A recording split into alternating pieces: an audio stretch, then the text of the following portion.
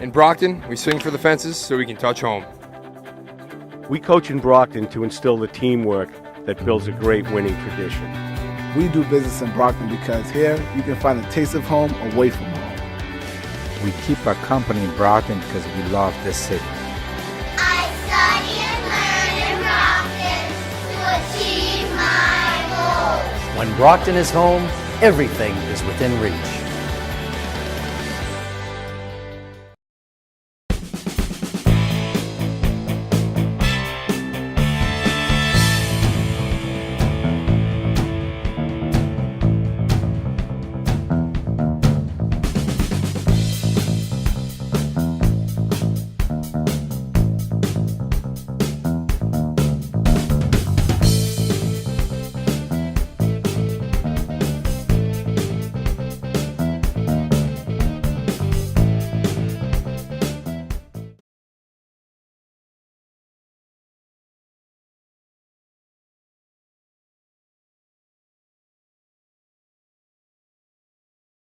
At this particular time, it's going to give me great pleasure to introduce to you for his address, the Honorable Mayor of the City of Brockton, Mayor Bill Carpenter.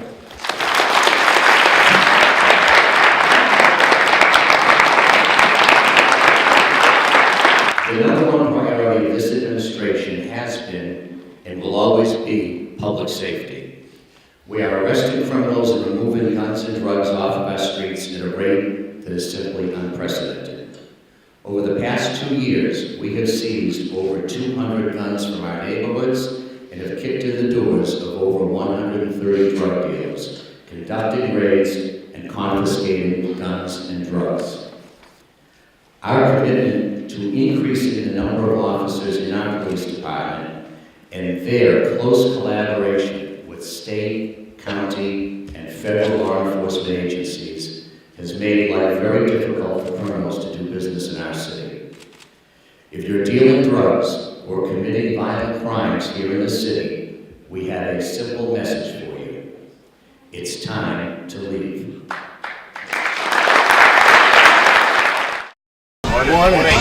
It's great to have you all here with us. Despite the weather, this is a great day for the city of Brockton. And what did everyone think of last night's game? The AFC champion New England Patriots.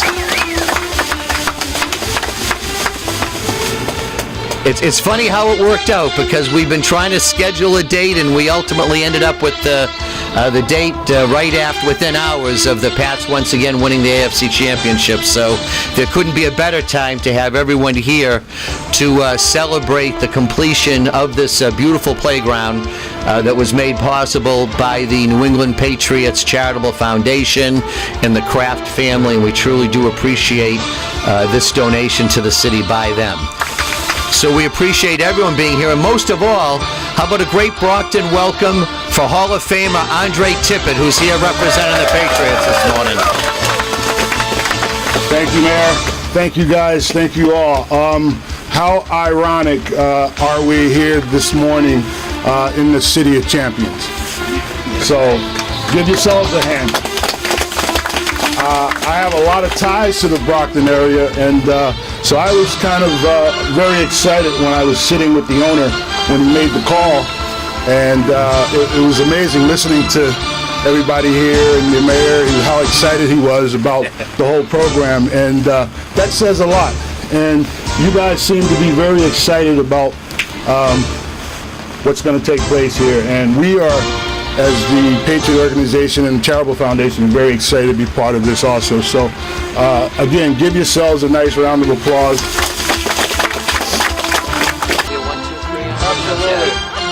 1, 2, 3.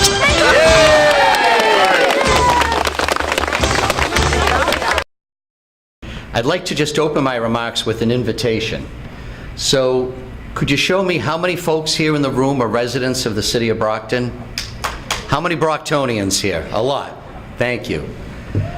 We've just begun a new term, a new administration, and we have a number of openings in city boards and commissions, and we need your help because we're only as good as the people that we have on the team. And so I'm asking each of you to please consider serving on a city board or commission. And I've actually already buttonholed a couple of you one-on-one this morning, but we need good people, and we need good people who are willing to serve our city. And so I invite you and ask you to please consider giving just a little bit of your time to help make Brockton a better place to live. One of my favorite Dr. King quotes, because I think it applies so well to the city of Brockton: we may have arrived on different ships, but we're all in the same boat now. And doesn't that really speak to what the city of Brockton is? That's who we are, that's what we are, and it's what we aspire to be. And so, I ask you to think for a minute, it's in your program. Last year we introduced a slogan that I like to use in the city of Brockton: one dream, one team, one fight, one Brockton. And I think that fits perfectly with the message and the life of Dr. King. So we share a dream with Dr. King, and we are all on one team, and we are in this together as one fight, and we know that the only way for Brockton to become a great city is that if we are truly one Brockton. Thank you. Thank you, Mayor Carpenter.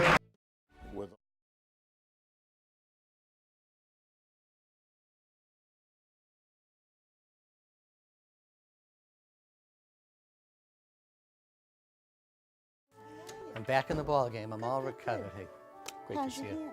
Beautiful. Are you sure? Yeah.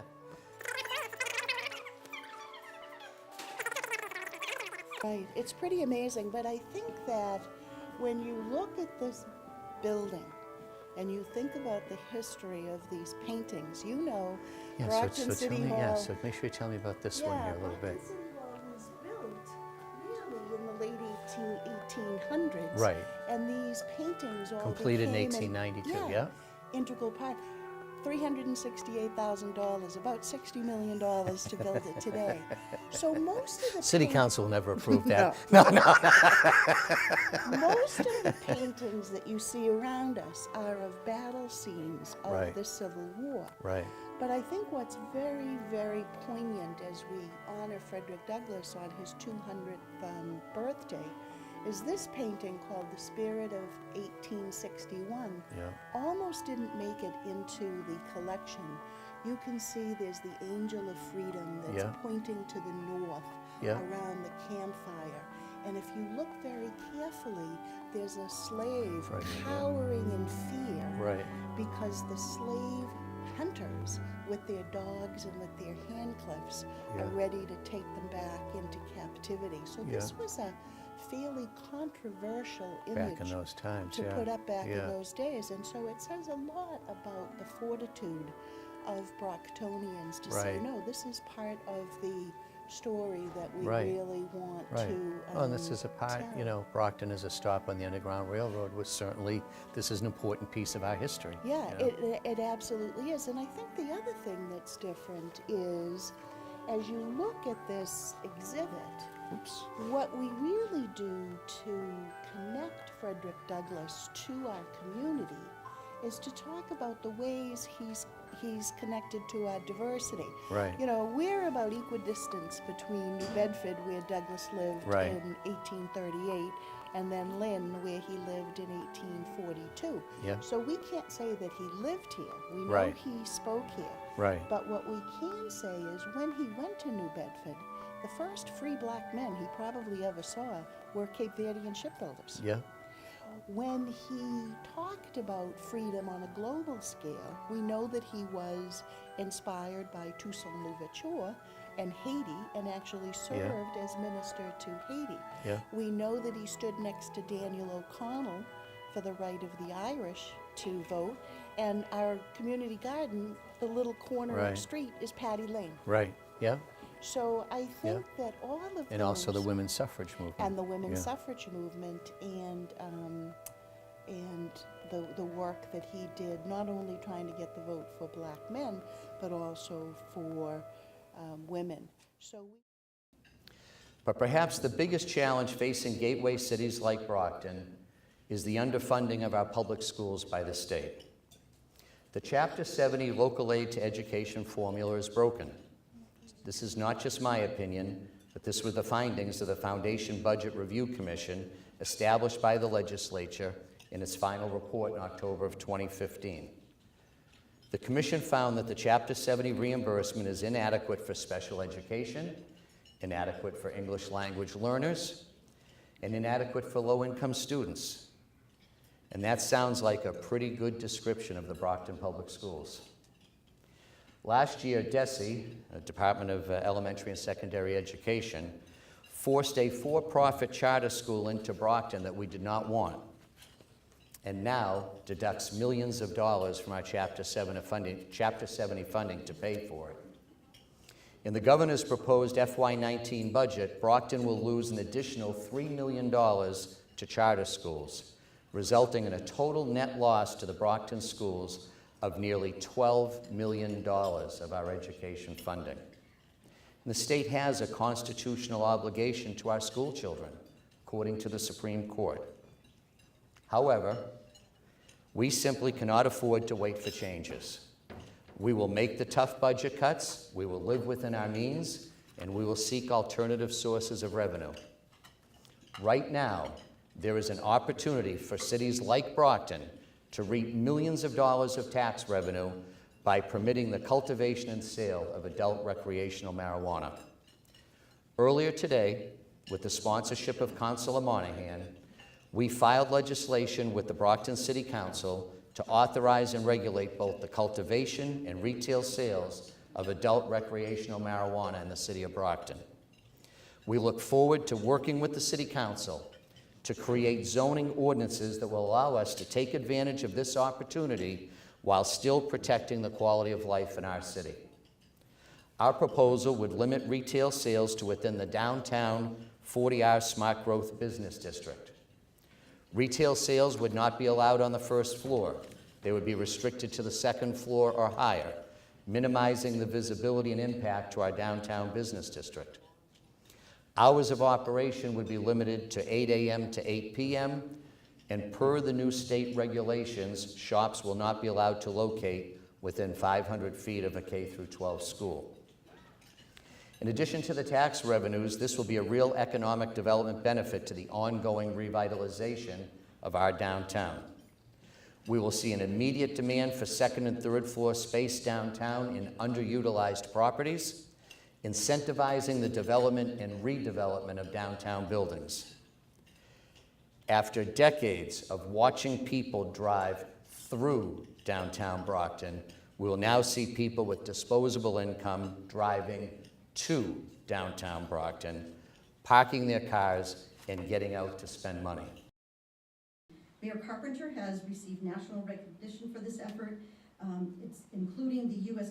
National League of Cities and Conference of Mayors, and the work is never done, Mr. Mayor, and so on behalf of Bridgewater State University and myself, I have the pleasure of bringing you to the podium today and to present you with the 2018 Community Impact Award.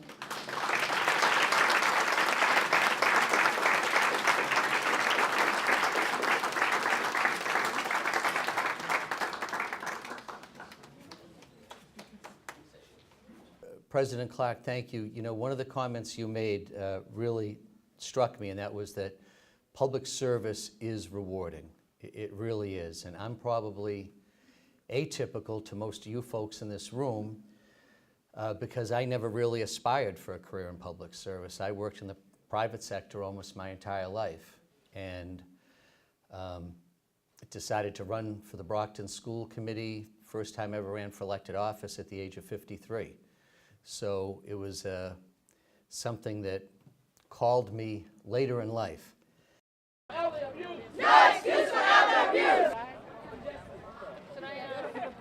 And whereas preventing abuse of older adults through maintaining and improving social supports like senior centers, human services, and transportation will allow everyone to continue to live as independently as possible and contribute to the life and vibrancy of their communities. And whereas there is justice, there can be no abuse. Therefore, the City of Brockton urges all people to restore justice by honoring older adults. Whereas we ask you to join us in our engaging and empowering movement in putting an end to abuse. So therefore, I, Bill Carpenter, as the Mayor of the City of Brockton, do hereby proclaim today, June 14th, as World Elder Abuse Awareness Day in the City of Brockton. And I'll present this to both Diana, would you like to accept this with Janice also, or whoever? Okay. I want to get, I know this is OCS and COA both did a tremendous amount of work to make today's successful.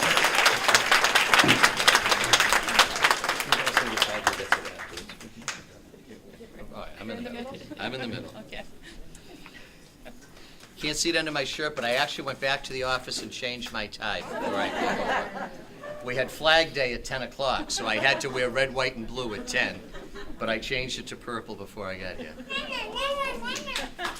There we go. You know, for some time, we have been working towards positioning the City of Brockton to file litigation against the pharmaceutical companies that manufactured prescription painkillers.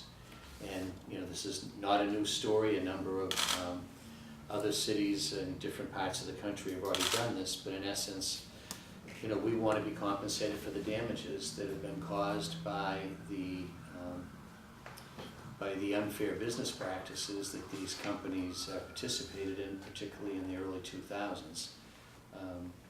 Misleading the public, misleading doctors in terms of how addictive the drugs were, what the appropriate uses of the drugs were. From my point of view, these types of lawsuits are absolutely the right message for many of us to send to this particular community on the pharma side. Their unwillingness, inability, whatever it might be, willful blindness to come forward and make the case for why this particular medication, while useful in dealing with particular kinds of pain, comes with very significant addictive consequences, is a disgrace, and I'll leave it at that. Cheers to the mayor for being part of the gang that got into this. Welcome to Prava, here at 121 Main Street in the heart of downtown Brockton. A great entertainment pavilion, community gathering place, and a vacant lot in the heart of the downtown. 6 months ago they said this couldn't be done. I think they were wrong if you take a look around.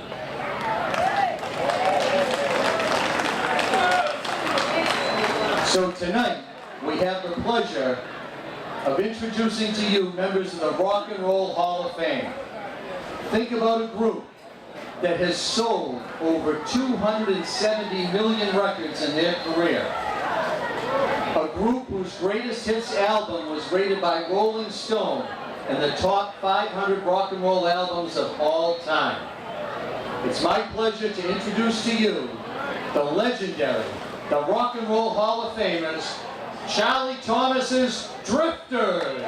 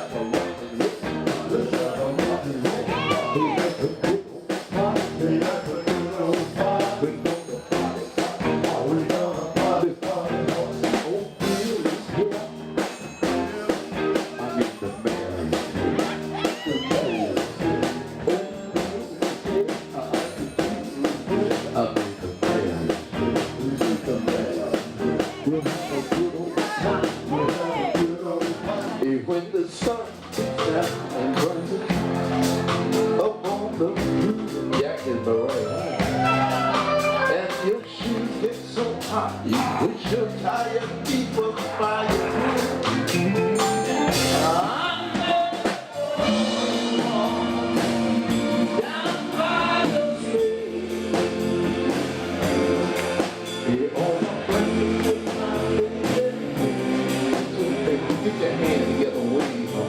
waving back there. Hey, I'm in the border.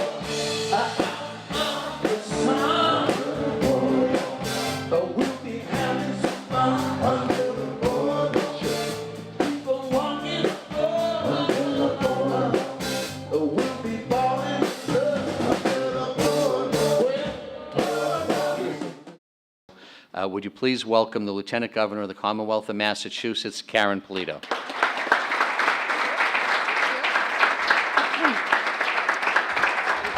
Well, good afternoon, everyone. This is a full house. I'm very happy to be here.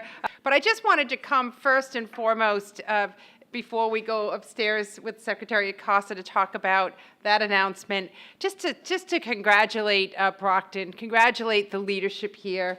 The mayor sets the tone, and everyone just working together collaboratively to showcase what's happening here in Brockton, which is the reason why I'm here to congratulate NeighborWorks and the city for a $22 million housing that will be constructed in 121 Main Street. 48 units of housing mixed between affordable and market rate workforce housing, and an over $15 million commitment from the state in tax credits and grants to help partner with the developer to make more housing available to people here in downtown Brockton.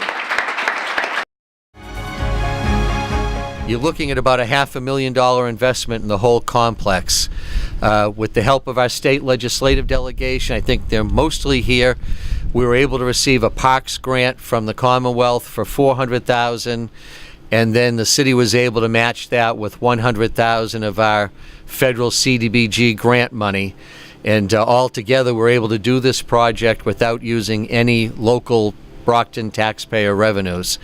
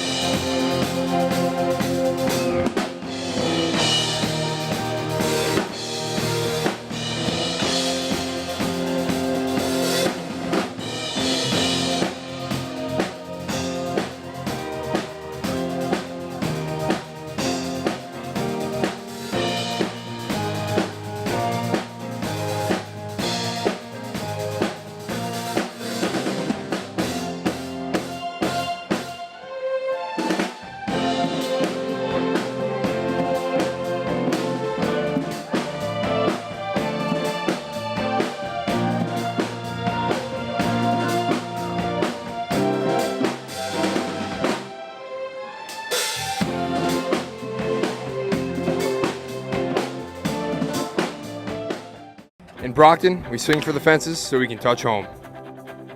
We coach in Brockton to instill the teamwork that builds a great winning tradition. We do business in Brockton because here you can find a taste of home away from home. We keep our company in Brockton because we love this city. I study and learn in Brockton to achieve my goals. When Brockton is home, everything is within reach. We're the largest privately held office supplier in the country right now, and it's coming out of Brockton, Massachusetts. Kenworth has had a good experience in Brockton. The big selling point for Kenworth going to Brockton was easy highway access and a city that would be easy to work with to get a nicely renovated facility up and running quickly. This is home. We love where we're at right now. And why would anybody not want to come to Brockton and go out there and try to shoot for the same kind of dreams with their company? Business investments are helping to build a new Brockton.